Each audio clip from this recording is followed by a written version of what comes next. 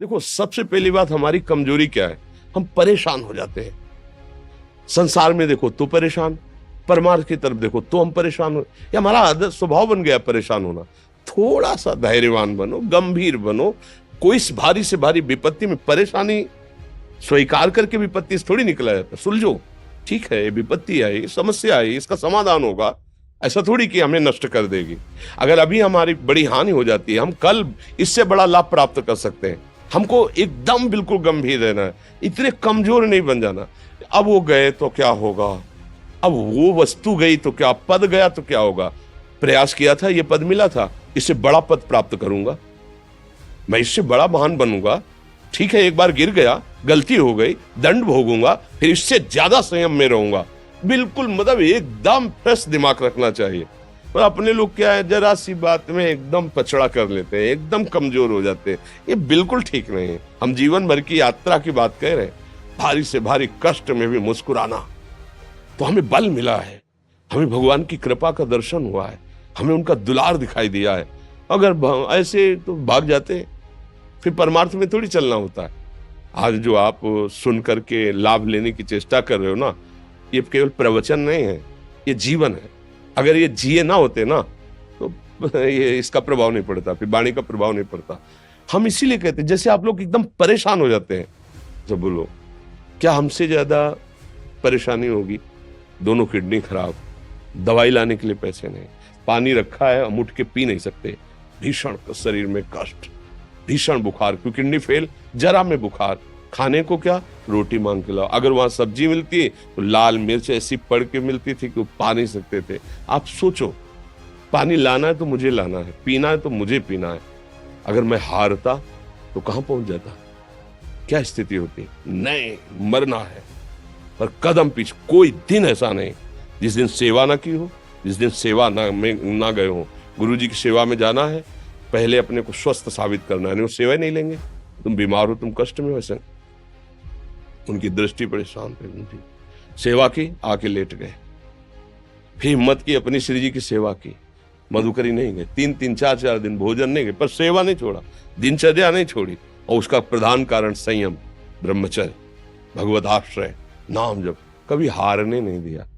अभी भी थोड़ी देर बाद डायलिसिस शुरू होगा। हारने, आपको हारे हुए नजर आ रहे हैं?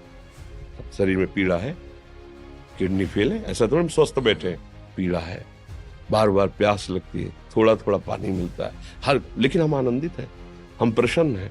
हम लड़ाई में हारे नहीं हैं, ना हारेंगे, हम जीत चुके हैं। हम अपने मालिक के भरोसे में अपना सब बात, तो वो ये हम अपनी बड़ाई नहीं बता रहे, हम आपको बता रहे समस्या। सोचो, तुम्हारे पास तो माँ है, भाई है, बहन है, परिवार है, कोई ना कोई तो है ना। मेरा किसी ने कभी जीवन में ध्यान भी नहीं दिया। क्यों? बचपन से बाबा जी बन गए, किसी से प्यार नहीं, किसी से संबंध नहीं, कोई जानकारी नहीं, हम कहाँ हैं, वो कहाँ है, किसी से कोई मतलब नहीं। अच्छा, जवान साधु कौन श्रद्धा करे? कभी गांव जाने की हिम्मत नहीं पड़ती कि रोटी मांग ले, पता नहीं लोग क्या सोचेंगे, क्या भावना कर ले। हम दरवाजे पे खड़े हैं, क्या कैसी भाव, जो हमारे सामने आकाश वृत्ति से आया यौवन अवस्था में, वही पाया, अन्यथा भूखे रह गए।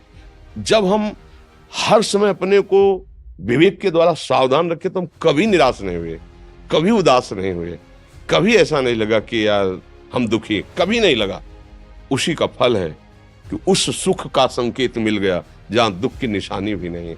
वही उसी के बच्चे हो, हम सब उसी धातु से बने हुए हैं। हम इतना क्यों परेशान हो जाते हैं? हम ये देखते हैं अपने लोग, थोड़ी बात बिगड़ गई परेशान, नहीं बिगड़ी तो बिगड़ जाने की संभावना में परेशान है। आज सुख है, लेकिन कल सुख छिन जाएगा, तो हम आज के सुख में सुखी ना होकर कल के दुख की आने की संभावना में हम भयभीत हो। मतलब क्या हमारी सोच रह गई? हमको इतना बलवान बनना है कि सुख और दुख दोनों हमको छू न सके। भारी से भारी सुख की व्यवस्था है तो अहंकार नहीं, हर्षित होकर किसी का अपमान न करे कि हम धनी, हम पदाधिकारी, अमुक। भारी से भारी दुख आया तो हमें किसी के सहयोग की जरूरत नहीं, हम फिर अपने कदम बढ़ाएंगे, हम फिर जुड़ी हुई अपनी भावनाओं को सजाएंगे। मस्त जीवन एकदम। तुम अविनाशी के बच्चे हो। शेर का बच्चा भेड़ों के बीच में फंसकर म्यों म्यों बोल रहा है, बस अगर दहाड़ना सीख जाए तो कोई भी उसे परास्त नहीं कर सकता। ऐसे भगवद अंश, तू प्रपंच में फंसकर अपने को इतना दीन क्यों देख रहा है? तू ऐसा है कि भगवान के दिव्यास्त्र में भी ताकत नहीं तेरे को मार सके। तू अविनाशी का अविनाशी बच्चा है, विनाशी भोगों को, विनाशी शरीर को मैं मान के इतना भयभीत, इतना दुख ठीक नहीं। ये सबके लिए, केवल एक के लिए नहीं। आप समझो, आप लोग सोचते हैं हम गृहस्थ होकर भला ऐसी स्थिति कैसे। जनक जी सुखदेव जी के गुरु हैं और राजा हैं, महल है, रानियां हैं, नौकर है, चाकर। क्या सुखदेव जी जिनके शरीर में लंगोटी भी नहीं है, दिगंबर, परमहंस, परमहंस के गुरु हैं जनक जी जो राजा हैं। समझो आप ऐसा ना सोचे कि हम नौकरी कर रहे हैं, हम संसार में, हम गृहस्थ हैं, हम आध्यात्मिक की ऊंचाई पर नहीं चढ़ सकते। नहीं, आप एक सरकारी नौकरी या आप किसानी या व्यापार करते हुए आप एक अध्यात्म की ऊंचाई में चढ़ सकते हैं। और अध्यात्म ही है जो तुम्हें इस माया के दुख सुख से ऊपर उठा सकता है। दूसरा, चाहे जितनी संपत्ति आ जाए, आप सुखी नहीं हो सकते। सब देख लो, आंख खोल के देख लो, अध्यात्म ही है जो तुम्हें हर कष्ट सहकर मुस्कुराकर जीने का रास्ता बता देगा। कि आप आनंदित हो जाओगे, कुछ नहीं बिगड़ा। अध्यात्म है तो कुछ नहीं बिगड़ा। अध्यात्म नहीं